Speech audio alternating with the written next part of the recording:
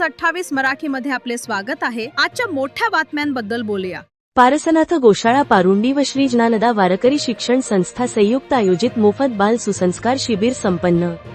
पैठण तालुक्यातील पारुंडी येथील पारसनाथ गोशाळेचे संस्थापक अध्यक्ष समाजसेवक परमेश्वर बप्पा नलावडे पारुंडीकर व शिक्षक म्हणून प्रभू महाराज लांडे, हरी महाराज अंधाळे, महेंद्र महाराज दिघोळे, जयराम महाराज दौंड, ओमकार महाराज नलावडे व व्यसन मुक्तीवर व्याख्यान परमेश्वर बप्पा नलावडे यांनी दिले। कालावधी दिनांक मे 15 ते मे 24 पर्यंत। आज दिनांक 24 मे 2026 रविवार रोज सकाळी 9 ते 12 या वेळेत या वारकरी बाल सुसंस्कार शिबिराचा समारोप करण्यात आला।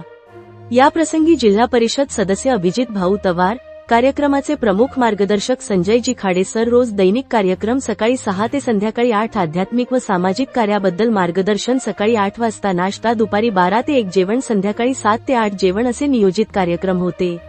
या कार्यक्रमास यशस्वी करण्यास अन्नदान ते काका पाटील आबा यांचे प्रमुख सहकार्य होते।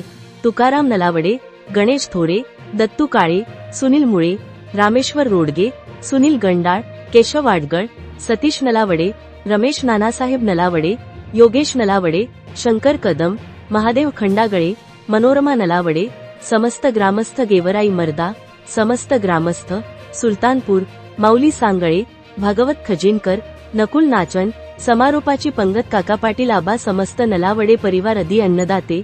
शिबिर यशस्वी करण्यास जगन्नाथ नलावडे, गणेश नलावडे, मारुती नलावडे, अजिंक्य लांडे, गणेश ताले, हारी डकले, फुलंब्रीकर। आज समारोप प्रसंगी परमेश्वर बप्पा नलावडे बोलताना म्हणाले, असे शिबिर केल्यामुळे व्यसनमुक्ती तरुण निर्माण होईल। बालवयात असे संस्कार देणे गरजेचे आहे।